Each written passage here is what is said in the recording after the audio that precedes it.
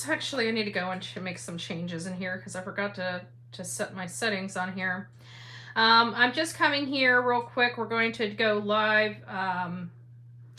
There's just a lot of stuff going on in the Sebastian Rogers case, and quite frankly, I wanted to make sure that I came here and went live. I did a live on TikTok, and I was going to upload it, but it always takes me like hours to upload into TikTok from the videos that I do on the longer videos that I do on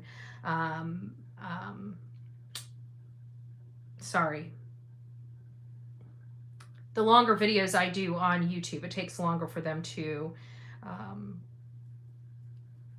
upload. So it delays everything, and we got some good information right now on the Sebastian Rogers case.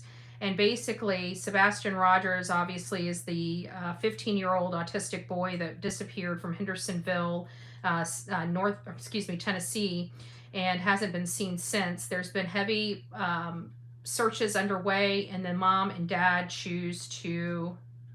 Okay, why is this not saving? Hold on a second. Computer systems. Okay, let's get that. Perfect. All right, guys, give me just one more second. I got to change the audience. I got to make sure that we have the right audience here, because we want subscribers only. There we go. Okay, I think we're ready now. Good morning, everyone. It's nice to see you. So this is related to Sebastian Rogers. Once again, good morning, good morning. I know this is kind of an impromptu live, and it's because I have some information. It kind of sucks a little bit because I thought I was on a roll until I was on TikTok, and TikTok this morning kind of took the wind out of my sails. What am I talking about? So we've been on the hunt for Sebastian Rogers, trying to find out where he could possibly be. For those that have been following me for any significant amount of time, you know I've never really thought Sebastian was in and around their house. I have never been looking in and around their house. I mean, I had at the beginning, but with law enforcement being there, covering 2,000 square miles, you know, a 5-mile radius, multiple trips, multiple searches, and including new searches just recently in those same areas, I am confident that Sebastian is not in those areas. So now we've got to look further out. I truly believe, based on the information we have, even though it's not, we have no evidence, you know, it's just really assumption based, it's really opinion based, it's really emotional based, right? It's emotional based. And it's the behavior and the peculiar actions of the Proudfoots is really what's causing many of us very much concern about the well-being of Sebastian Rogers. And so the team and I have been behind the scenes working literally night and day. If I tell you guys, the last 2 nights we've been up at like 1:30, 2 o'clock, 3 o'clock in the morning discussing this case, I'm not lying.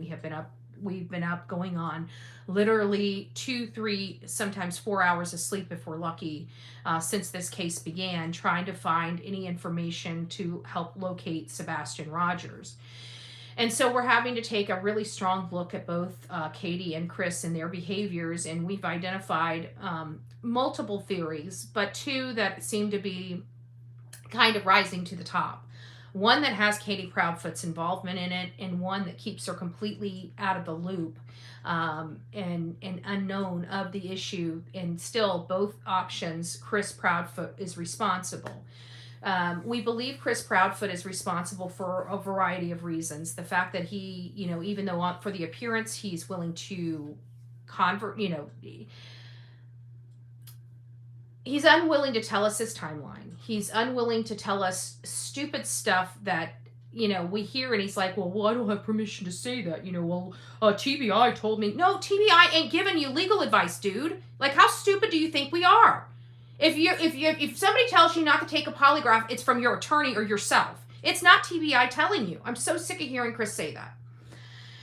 So we went to the drawing board, and I remembered when I was in Tennessee that there was 2 time zones, right? And we seem to have an hour issue here. And so I misread it. I thought, okay, he's in one time zone in Nashville and another time zone in Mississippi, or Memphis rather. And so I was bringing that theory up to TikTok, and they're like, well, no, you're misreading it. You're misreading it. That the time zone doesn't change until the plateau. And so I was thankful for that, because I did spend quite a few hours thinking that Nashville is one time zone and Memphis is the other. And I thought, okay, this time zone plays a major part. This is huge, but it's not. So my theory didn't hold water there. So that was a little disappointing, because that would have given us an extra hour. Chris would have gained an hour under that thought process. But to be honest with you, it doesn't hold water. So I know that now. There is no adding of an hour, or just subtracting an hour. So when he's coming into Nashville, he's not losing an hour or gaining an hour. Nashville and Memphis are all the same. So they're in central time zone. So again, kind of sucks for me, because I was thinking there was the hour that I'm missing, and it's not. So now it goes back to the drawing board of, because we don't have the call logs. Law enforcement is not going to give us call logs. We have to go piecemeal all of this stuff together from what we know to be true, and then what are, assumption theories and speculations to kind of answer some of the other questions that aren't making sense to us when it comes to this case. I believe that Chris wouldn't have had time, no matter how you looked at it, he wouldn't have had time to do anything with Sebastian. If he's the one responsible, he wouldn't have had time to do anything with Sebastian before he had to report to work.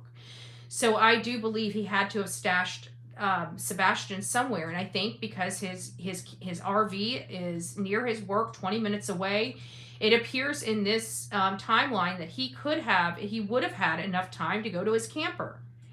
He would have also had enough time to pull off to the side of the road and put somebody, sit somebody where they need to be until they can get around to dealing with it. But again, it's him leaving that next day and going straight back to Mississippi to collect his RV that has me very uncomfortable, because who gives a crap about the RV when you have a missing child? Call the RV company up, or where we're at the campground, and just give them your credit card and say, I'll be back in a few days to collect my stuff. Who cares? Why was it such an urgency for him to go back and pick up that camper that night? So we started focusing on the route, okay? What is their route to his job? And so everything I see is on the I-40 corridor. Everything that makes sense to me, where this child could be, where everybody's focused in and around that house. I think Chris was smart enough. If he did this crime, he would have gotten that kid out of Dodge. He wouldn't have wanted that child anywhere near his home, because he knows once that child is found, their fate is sealed, in my opinion. He can't have that child found around that home. He cannot have that child found at all. So we have to remember he's military trained. He would have been patient enough to wait for the right opportunity to do what he had to do in the best way. And the only way I can see that happening is the utilization of that RV. And that just happens to be the one thing he went back for the next day that everybody was scratching their head like, why did you leave? And his story didn't make sense. What business is going to, that works at St. Jude's Hospital? They deal with sick kids all day long. What corporation, when you tell them I have a missing kid, is going to tell you to come grab all your shit and go home and don't come back until you get it resolved? That's so heartless. And I don't see any corporation, any decent corporation, doing that to any of their employees. Many corporations would be like, oh my gosh, you've got a missing child. You know what? You go take care of everything you need to take care of. You don't worry about anything here. We'll take care of everything. Just leave your camper there. We've got it. Chris, just go home and take care of your family, right? We've all had major issues. We've had deaths in our family. We've had situations. We may have had a child issue, a personal child issue that we don't want to discuss, but, we had to talk to our boss about it, because it was, we had to take off a few days from work. And, how did your boss react to it? Did he tell you to grab your shit and get the heck out and don't come back until it's resolved? That just seems really harsh, doesn't it? Am I losing my stuff? That to me just seems ultra harsh. What is the motive? Chris already arranged for Sebastian to live with Seth. What benefit would the Proud Boys get permanently gone? So Deanna, this is it. This is my theory, is no matter what, Chris hated that boy. That boy was screwing up his opportunity to get his daughter. No matter how you looked at it, whether Seth took that child or not, Chris was going to forever have to deal with him. He was still going to have to deal with him coming to his house on the weekends, every other weekend. He was still going to have to deal with him coming there for summer vacations around his daughter. And remember, he looked at Sebastian like a predator. He thought Sebastian was going to R his daughter. That's how he looked at Sebastian. That Sebastian would R his daughter. You tell me what you think a man is capable of with that information. That's the motive, in my opinion. That is it. I don't know if, again, I can only tell you what I think the reason is. Does it mean that it's true? No, it's just my theory. You're going to have to come up with your own. Your theory may differ wildly from mine. We're two totally different people.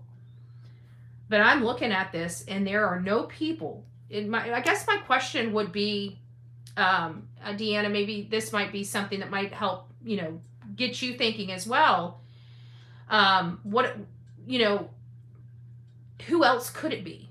I guess is the question maybe we should be asking. Who could it be? Because he had no outside influences.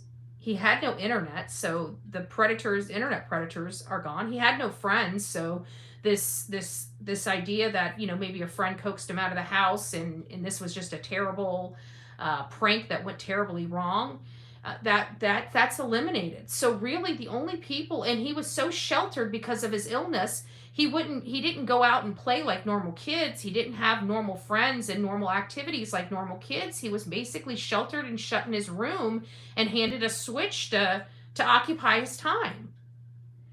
So where's the opportunity for a third party to be introduced into this situation for Sebastian? I think that is a valid question. Who else could it be? Because that's the problem I'm having an issue answering, is that I can't find anybody else to add to the story that would fit.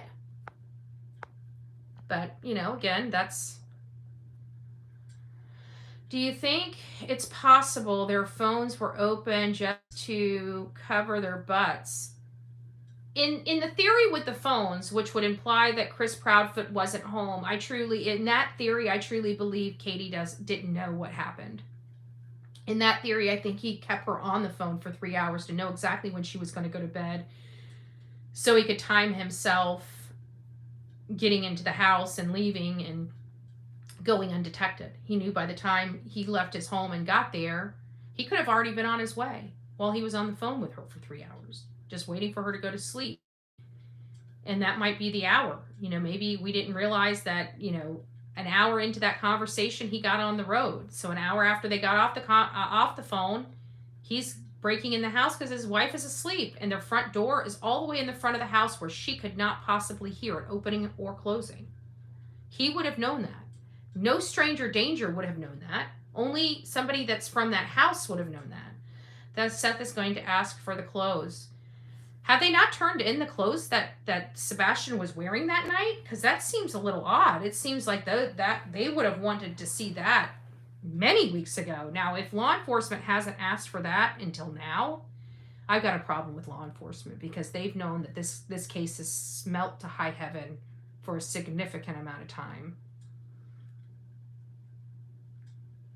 Did Sebastian medication help him to sleep? Miss Criminal Contemplation, you know what? I don't know, but I know that has been a conversation that me and my mods have been having behind the scenes significantly, because one of the things is a few of my mods are dealing with autistic children. So they're using their experience to help me understand what's going on. And it sounds to me that a lot of autistic children have problems sleeping and problems settling. Sebastian was a high functioning autistic child, so he was more on the normal spectrum of this illness as opposed to the nonverbal spectrum of this illness. Or I keep saying illness, but disability. And so there is that. So high functioning, does that help with the sleeping? I don't know. So we don't really have the answer to that, whether he was on sleep medication to help him sleep. We just knew he wasn't a wanderer. According to his mother, she didn't really have a whole lot of problems putting him down and him being, going to sleep and stuff, according to the mother. But I don't trust her. I don't trust anything that she says. So I've got to take everything that she says into consideration. And it's making this it's overcomplicating the process, because we've got maps. We're looking at maps. We're looking at their path of travel, or our alleged path of travel. Because remember, we're assuming it's Chris. We don't know that to be true. It could very well be Katie. And in the grand scheme of things, with lack of evidence, it could be a third party. We're not looking. It could be a whole Idaho 4 situation all over again. I don't believe that to be the case, but it could be. And at the end of the day, we live in the coulda, woulda, shoulda area sometimes, right? So I don't know. The time zone, I was really hopeful for. I was hopeful that would explain the hour difference, but we seem to be off an hour, folks. It seems like no matter how I'm putting this timeline together, something's not mathing. But it's almost to a specific, like a full 60 minutes. Not 55 minutes, not 45 minutes, like 60 minute, exactly almost an hour. Almost an hour to the time that I can't figure out. There's an hour missing. I've got to find where that hour is. Did he show up to the house an hour earlier than we thought? Did they get off the phone instead of midnight, it'd be 11? Because remember, we were told that they called law enforcement immediately the next morning, probably by 6:20, and we found out that was not true. They didn't even call it in until 6:33, some 13 minutes. 13 minutes is a huge difference when a child is missing. So, and I also discussed on my TikTok another theory, and it was about his arms. And I was talking, some of those markings on the arms, I keep wondering, is those red markings, because his arms looked like they had, like, Indian burns, when you were kids and you take somebody's hand and you go, right? Until they get like a little red burn, And it seemed like that was on his arms, like here on top of those scratches and stuff. And I keep thinking, is that from him picking Sebastian up? Because Sebastian is heavy. I mean, he's 5'5", 120 pounds. Do I believe Chris can carry 120 pounds over his shoulder or like a baby? Yes, I do. Chris looks like it would have been a struggle, but yes, I think Chris could have done that. He looks strong enough that he could figure it out. And with him being in military training and being properly trained to take people out of an area by throwing them over their back and stuff like that and running with them, I think he would have had the training to be able to move Sebastian without any, and I mean without any tools like a hand truck or cart or something like that. I think he would have been able to do that himself.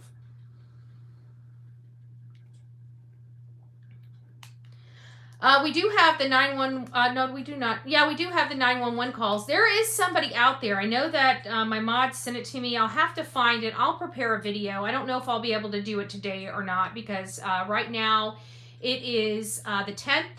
I am flying out of here on the 16th, so I'm going to be kind of hit and miss for the next 6 days. I'm just forewarning you guys. That's why I'm coming live kind of impromptu in bed with my hair messy, because I don't have time to get cleaned up and give you guys a nice, beautiful, produced live in the morning. And I won't be able to do that for the next 6 or so days, because I've got to prepare for court. And I've got a lot of work to do to prepare for court. And that's what I'm going to be doing for the next 6 days. So I will be here. I will be coming live. This is kind of the lives you guys are going to be getting. You're not going to be getting the ones with our music and, all this stuff, because right now I've just got to get you guys the information I can get you and hit it and quit it, because I've got a lot of work behind the scenes. I have an autistic grandson who's nonverbal. They fight and bite when they feel scared. Exactly. So there's a lot of stuff going on with this situation, and maybe Sheila, you'll probably be able to say, yeah, but whenever you have an autistic child, you shelter that child. They're not really around a lot of people. They can't, it's because they can't be. It's not because you don't want them to be. It's because their disability affects them so much so that it makes it very difficult for them to understand the relationship process and the boundary issues and the personal space. It's just, they don't understand that concept. They don't get it from my understanding. So it just seems like people that have autism, the parents really shelter those children. You know, they don't really give them a whole lot of outside influences. Please give me your opinion on my last post. Hold on, Rosebud. Let me find it. I keep going back to her different version of the noise from Sebastian's room. Why did she explain it 2 different ways? Good question. Good question, Rosebud. It's been a little while. It's nice to see you, by the way. We did discuss this. We discussed the noise issue in this house. We discussed a lot of stuff. Many don't know that I used to sell real estate. Even before I got my license, actually, when I got my license, I pretty much was on my exit out of real estate.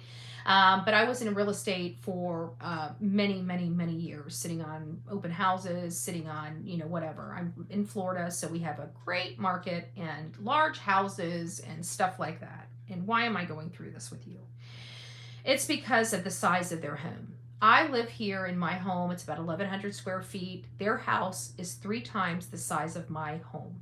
3 times the size of my home. My beautiful, comfortable, well, it's not beautiful. It's a work in progress like me. But it will be beautiful. One day it'll be my perfect little retirement home, right?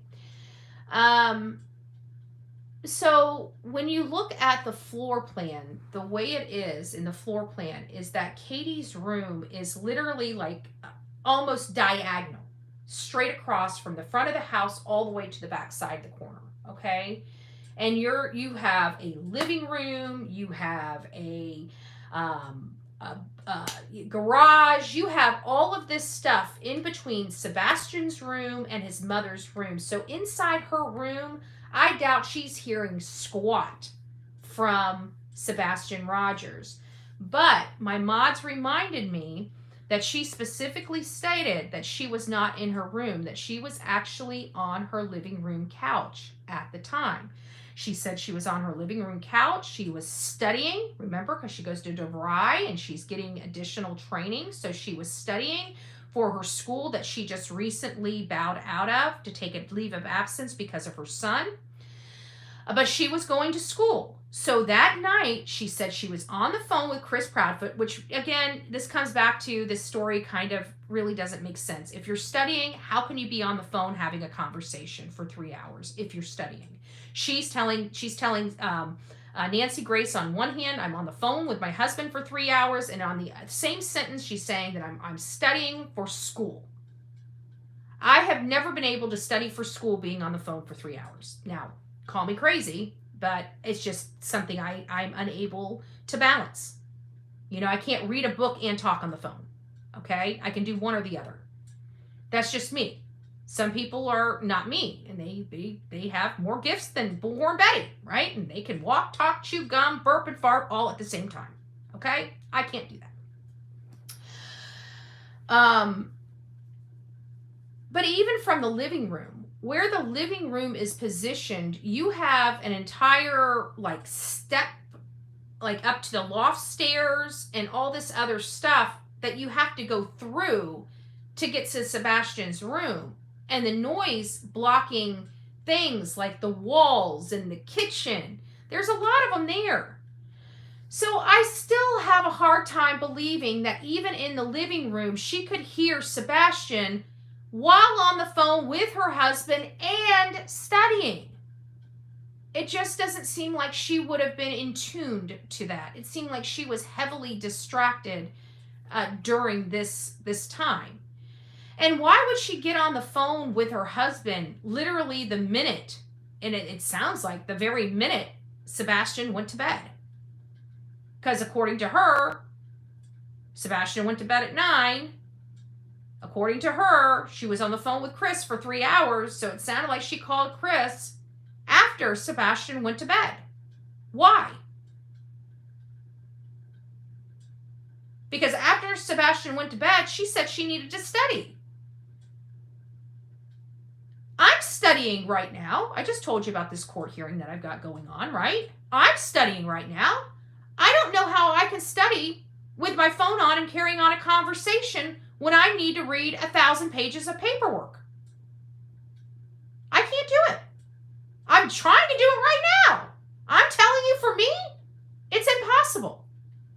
And when I was working yesterday and I was on the phone with my mods or doing this or listening to that, and I was reading all this stuff and looking at the maps, I had a food delivery here. I didn't even hear the doorbell ring. Didn't even hear the doorbell ring for my food delivery. I was on my phone. My neighbor had to say, hey, you got a delivery at your front door. You need to go grab it. And that was me being on the phone, studying. And I didn't even hear my own doorbell ring. It's something to think about, guys. It's something to think about. The story's not mathing. The behaviors not adding up. Lastly, I'm not going to stay too long because, like I said, I got a lot of work to do today. I got a lot of work to do this week. So we're going to be kind of putting this together. So please don't forget to like, share, and subscribe, right? But make sure you set your bell on all, because I have no idea when I'm going to be here. Excuse me. I have no idea when I'm going to be here. It's whenever information comes and I can go live to you and share that information, that's when I'm going to do it. So there's going to be absolutely no set schedule at all the rest of this week. Narc-Diver. Narc-Diver. Holy smokes. I was sent this. Katrina, thank you for sending it to me. I think it was Katrina that sent it to me. It was somebody here in this chat that sent me the Narc-Diver clip. We know. Think about it. What do they do? What did they do in Audrey Cunningham's case? What did they do? Who did law enforcement go grab and take out to the scene of the crime? Who? Who? Not the mom. Not the dad. They took Steve McDougal. Remember that? Law enforcement loaded him up in the car and drove him around, trying to see if he would be willing to give them any information, checking out his body language, right? Doing things that they do. Narc-Diver was on the phone with Chris Proudfoot, and Chris Proudfoot made a huge mistake. And he made this huge mistake thinking it was a bragging right mistake, or bragging rights. He told Narc-Diver, and you guys can go back and check this. It's literally in the first 3 minutes. Actually, do I have it in the chat? Let's listen to it. Let's go ahead and listen to it. I don't even want to, I want you guys to hear exactly what it says. I do. Give me just a second.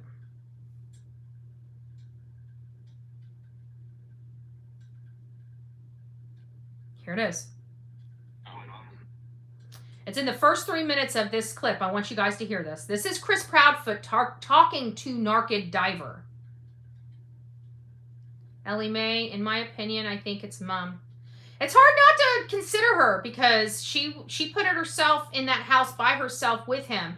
But I almost think that is a pawn, because she's so busy trying to help remove Chris Proudfoot, which many of us believe is well capable of taking this boy out. And so that's what's leading us to believe that mom is complicit in this. But I don't, I did theorize that mom could have done it. I still do. Mom could have done it, but it's kind of lower on my my thought process because she passed her polygraph test. But even my mods reminded me, how do we know she passed her polygraph test? Only because Katie told us, not because we have any other reliable source. And we can't consider Katie Proudfoot a reliable source. All right, guys, let's listen. The call got released from the dispatchers to the deputies and the responding units. In that release of information, you can clearly hear the dispatcher and the cops all say the dog's got sent is over here at this pond. Okay. So he's arguing that the dogs got the scent. He's wanting dogs to have a scent. Well, you're right. Dogs did have a scent. They did say that they had the scent. They said it was a false hit. And I guess Chris doesn't understand what a false hit means. It means that they are following a trail. The trail led nowhere. The trail, they're saying, the law enforcement is saying they got no hit at the pond. I don't know if they got a hit at the pond or the retention pond.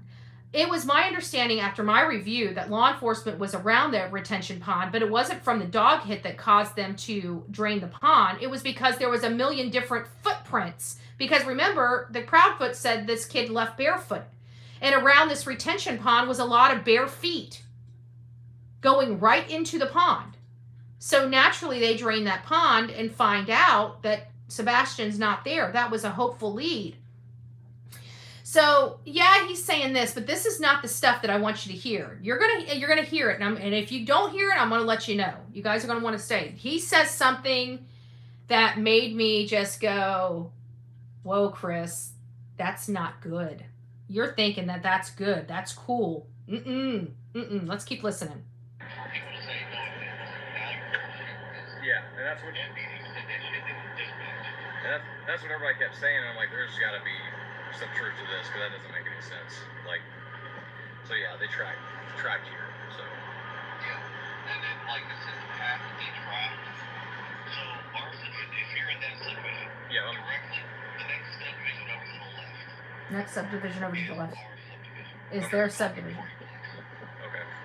The step that they got, as soon as you turn in our subdivision, you're on Keller. Drive it all the way to the very top of the hill at a four-way. You'll see that to the right they're cutting in the new road that will link All this together. Okay. Yeah. The Is that what he's talking about directly right there? Oh. So Chris knows where the road is that's butting to that other subdivision. Is it possible that Chris parked in that other subdivision that was undeveloped, since he clearly knows about the walking path? Let's keep going. So a track.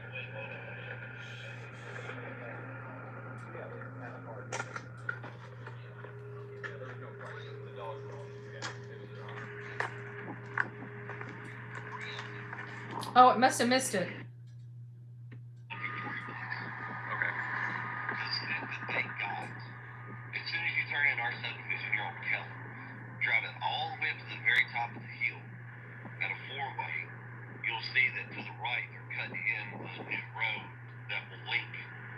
Together. Okay. Is that what he's talking about directly right there? I don't think I went back far enough. Hold on, let me go back to the beginning, because he says, this is what he says. He says, and I'm not, He did, and or didn't. I didn't know who she actually worked for, so.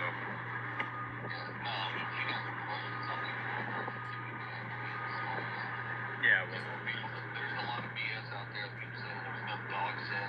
That's what I heard, and then I read it. I read the article from the actual news, and it said the dogs got a scent that they from an article clothing or something, and then they tracked all the way here, like several Well, times. here's your better one.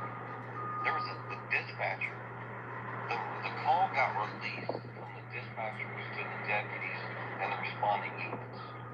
In that release of information, you can clearly hear the dispatcher and the cops all saying the dogs got sent is over here at this pond. Okay. And I mean, for people to say no, now you're bullshit. Yeah, and that's what. Deputies said that shit in the dispatch. And that's what everybody kept saying, and I'm like, there's got to be some truth to this, because that doesn't make any sense. Like, so yeah, they tracked here, so. Yeah, and then like I said, they tracked. So if you're in that subdivision, Yeah, directly, the next subdivision over we're gonna listen to this whole thing. is our subdivision. Okay. It's called Victoria Place. Okay. The step that they got, as soon as you turn in our subdivision, you're on Keller. Drive it all the way to the very top of the hill at a four-way. You'll see that to the right they're cutting in the new road that will link All this together. Okay. Yeah. The St. Is that what he's talking about directly right there? Oh. So a track. Yeah, they had a car. Yeah, there was no problem. The dogs were all together. It was 100%. So he ends up saying, it's somewhere in here, he ends up saying that the cops came, if he wants some insight, that the cops went and basically picked up Chris and took him around. And he was the only one that drove with him, that they didn't take Katie or Seth with him. It was just Chris. And we know that behavior. And to me, when they did that, that showed law enforcement is paying a special close interest to Chris Proudfoot. And they took them with him in that car to monitor his behavior, much like many of the suspects in our cases when they take them out to the scenes, to see what their behavior is, to see how they engage with the environment, to see what their body language is in certain environments, to see what their stressors and their stress levels are. And that's what I heard him say, is that if they need help, law enforcement took him to these places, but he was the only one that got to go. And I'm like, that, Chris, is not bragging rights. That right there is a strategy deployed by law enforcement. We've seen it 1,000 times from Sunday. And he's thinking he's helping them while they're monitoring him. So we keep thinking law enforcement isn't doing their job, but I can tell you they are looking very heavily at Christopher Proudfoot just by that statement alone. Because if it was truly just to look and find places Sebastian would have been, they would have taken Mom, not Chris. Because according to Chris, he was nowhere around. But we all know that that we don't believe holds water. That must be some kind of love to be on the phone for 3 hours after. I know! On the mic. I love it. You are absolutely right. And not only that, you're a dude, it looks like. Okay, Mike? And I've got to say, how many dudes do we know that can hold a conversation for 3 hours? I mean, women, we can talk like what? Even when a conversation is dead, we just move on to the next conversation. We just roll it right off the tongue. We can entertain ourselves for 3 solid hours jabbing on the phone. I know that for a fact because I can tell you last night, I was jabbering on my phone until almost 3 a.m. with a bunch of crazy ladies. Okay? But you know what I wasn't jabbering on? With a bunch of crazy dudes. I don't know of guys that stay on the phone for 3 hours. I don't know any guy that can handle talking to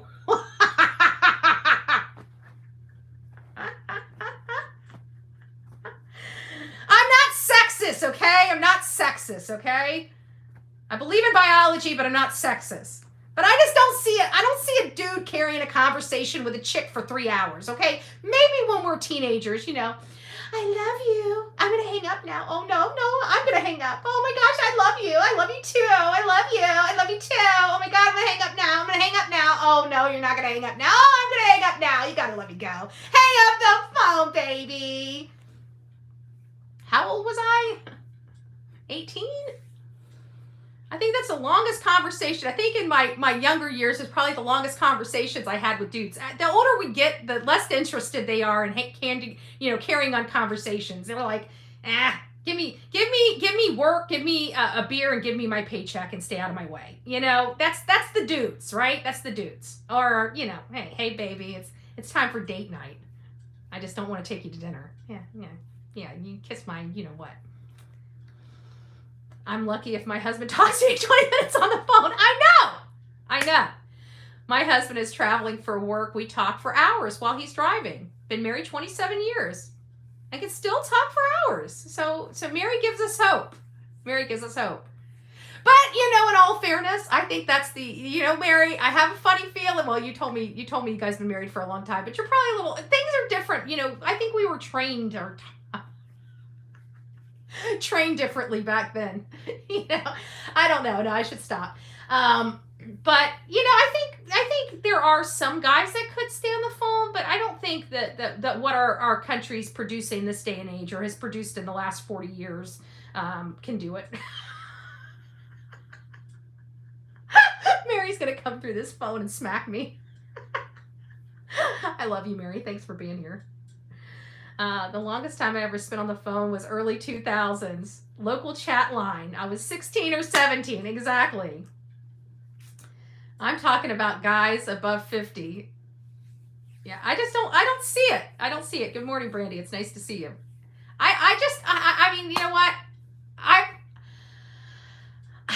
The last guy I dated, I'd get my like one call a day. Like, it's like, if it's during the day, I would get like one phone call. It lasted maybe 10 minutes and that was it. If I didn't get everything answered in that 10-minute call, I would literally have to wait until like nighttime when I could actually sit them down and talk to them. I watch the phone ring, then message you back later. I hate talking on the phone. So, I mean, we do have a lot of stuff, and I think there's a lot of things that we are bringing up that I think are going to be crucial at some point in this case. That 3-hour conversation, I think we know is going to be crucial at some point in this case. I think that flashlight, that comfort item that Sebastian had or allegedly had with him, is going to be a major issue in this case. I think the lack of shoes being on his feet is going to be a major issue in this case at some point. I don't think they're major issues now. I don't think we know how they really link. I mean, we know it looks horrible. It sinks to high heaven, and we know it places somewhere, and it has some kind of meaning to it. But in the grand scheme of things, I don't think we're going to find out what all those things mean until much later. We know that they mean something. We feel that they mean something. We feel that they're big in the case. We just don't know how to fit them right in the case right now for them to be the most impactful. We're still trying to find, where Chris was. I mean, we're here 5-6 weeks later, and we have no earthly idea where a parent was. And that parent is not trying to tell the world where he was, but he wants the sympathy of the world without explaining it to the world. It doesn't make sense to me. So I'm just having some all-around major issues with Chris and Katie's story. We're led to believe that Katie passed her polygraph test. Right now, I don't know if I believe her. So to be honest with you, I'm removing it from the equation. I'm removing it as if she never passed or she never failed. I'm removing it so far from the equation as if there was no polygraph even offered. Because I don't want that to bias my mind, especially when I can't corroborate the information. So did she pass? Did she not? I don't know. They're saying she passed, but Chris said that everybody passed. And then we found out that that was a lie. And I think the RV is another thing that I think is going to play a major role in this case. I just don't know when or how it places. So I'm hoping that we get a little more clarification from law enforcement. This is becoming a case that is really upsetting a lot of people. I can tell, I love law enforcement. I back the blue. And I can see that they're really trying to work with social media. They did kind of, say some bad actors in social media. They're starting to realize that there are some differentiation between some people on YouTube as opposed to others. So I'm really liking them finally understanding that. I don't like them clumping all social media together because we're not all the same. I can tell you that. I function a lot different than a lot of people, even people that do the same type of work as me. They don't go to the level that I go to complete what I do. So it's, I have not only the journalistic side of this and the investigative side of this, but I also have the activism side of this. People want to go and talk about and complain about stuff and how things appear and how life is so unfair, but nobody's really willing to pick up the torch and actually go forward and do something about it. As a matter of fact, we used to have people that did that, and now they've abandoned their true calling of activism. And I'm sorry, I will never change that about me, because this world's a crazy, effed up place, and we need change. It's not about going and broadcasting it and talking about the issues. It's about really doing something impactful to change this world. And I'm sorry, I'm so sick and tired of hearing people talking about the atrocities and broadcasting the atrocities while sitting on the sidelines and doing absolutely nothing about it. I'm tired of it. There's a lot of crap going on in this country, and we need it to stop. And everybody's wanting to complain about it, and nobody's willing to pitch in to really help. And that to me, I'm never going to change my stripes. I'm just not. There's a lot of work that needs to be done, and we've got a lot of work to do. So it is what it is. All right, guys. Well, like I said, I wasn't going to take too much of your time. I did want to come over here and discuss. I wanted you guys to see me face to face and have a conversation. And maybe I might do this instead of dropping the video. Maybe I'll start dropping the TikTok videos later in the afternoon, so you guys can at least see me live in the morning. And then I'm trying to pick up the afternoon live around 7, where we can have more of an in-depth discussion after you guys get off work and you guys are just ready to get work out of your head and you want something different. We can come here and just powwow about this case and start looking. I think tonight at 7, I think we're going to start looking at the maps, because I need some direction. We need to kind of, instead of accusing Chris so much, we all kind of feel Chris and Katie are responsible. Instead of taking the entire time on the phone to, keep condemning Chris and Katie, we need to get past that and start looking at where, if we believe that they did this, we need to find out what they did with Sebastian. And I think we're going to start focusing our conversations on the probable path of travel. I thought it was very successful this morning on TikTok, where we were able to determine very quickly that my theory about the time zones didn't hold water. That was perfect, because I spent a lot of time on it last night and was able to go on TikTok, and within 10 minutes, the answer was had. So it's beneficial, and not only that, but it saves a lot of time in research, because somebody might already have the information. Why am I going to spend 2 hours to research something that somebody already spent 2 hours researching? So there we have it, guys. I want you to make it a wonderful, beautiful, amazing day. And I got good news. I was so busy yesterday. I don't know how I missed it, but apparently at 5:30 in the afternoon, I get a text from my mechanic. My mechanic told me that my computer is in. It's being installed. Guys, I think I get my car back today. I'm like, I almost want to go put set up my back seat, because if you guys know anything about me, I'll sleep in my car. I don't like to. I'll sleep in hotels, but when I'm jammed up or I'm driving a long distance, I'll pull up in a parking lot and put my blackouts in my windows and literally go in my back seat and sleep like a baby too. I almost want to set up my back seat when I get the car back and go sleep in the car tonight. I miss my car. Can you imagine Bullhornbetty out in the front of her house, and tomorrow at 6:30 in the morning, the neighbors are getting ready to go to work, and I'm opening the car door and stepping out and going, oh yeah! Oh, it's a great day to be alive, guys. Hey, how you doing, neighbor? Oh yeah, great night's sleep, guys. Hey.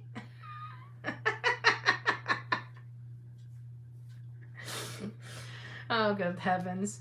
All right, guys, go have a great day. God bless each and every one of you. What are they talking about for 3? Good question, Barbara. I don't know what they're talking about for 3 hours. I really don't. And not only that, but to talk 3 hours while she's studying, that doesn't make really a lot of sense. Like, I want to break down her story a little bit. Just something's not right, but it's the polygraph. I think we need to remove the polygraph from the equation. I really do. I think the polygraph is a distraction for us. I think that it's making us separate Chris and Katie, but all of their behaviors have been in conjunction with one another. So I have to say, we need to eliminate that polygraph. We need to act like she never took it. Not that she passed or failed. We don't want to assess a determination on it. I think we need to remove it altogether, as if it was never offered, as if she never took it, as if it's not a factor in this case. She didn't pass a polygraph. She didn't take a polygraph. So now that we remove the polygraph out of it, what does her behaviors and her actions tell you? Yeah, they do. They do need a polygraph ASAP. And not only that, but I also think that, I think TBI at this point, they're done. I think They've made the determination that they are going to polygraph Chris. And as long as Chris does not lawyer up, then I think there will be some movement. At least if nothing more, if he didn't do anything, at least it'll move us past Chris, because I'm betting my bottom dollar on Chris. He's the only person that had motive, means, and opportunity, in my opinion. Katie did too. But the motive is what is making me look at Chris. Katie had means and opportunity, but she didn't have motive. Chris is the only one that has all three, in my opinion. So that's why I'm looking at him, and not really. Do I think that Katie has some hand in this? I do. She's standing by her man too much. She's making stories that don't make sense up, and that tells me she's trying to protect him. Why does she need to protect a man that she doesn't think did anything wrong? All right, guys, that's it. Hopefully I got your brains percolating. We'll be back tonight to discuss this. We have 2 videos that'll be dropped today.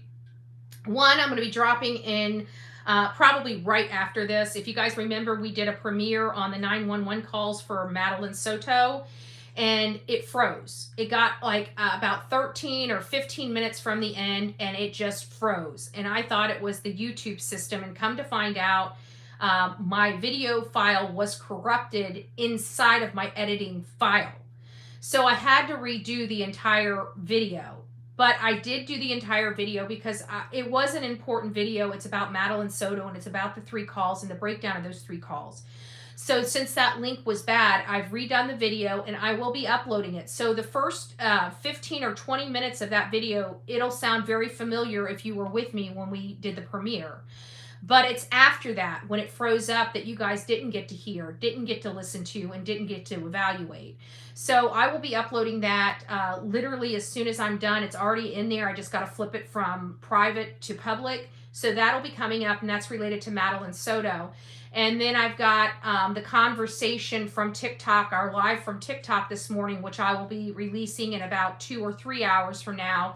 And it just it shows you how we were processing this case, and how I was going through the time zones, and how people were correcting me on the time zones, and how we were just analyzing the case and processing it through. And I think some of that stuff is important to you guys, because I think it gives you guys some behind the scenes on how, we're thinking about this, what we're saying, how we're talking, and stuff like that. It might inspire or bring some additional questions or thoughts and theories to your brain.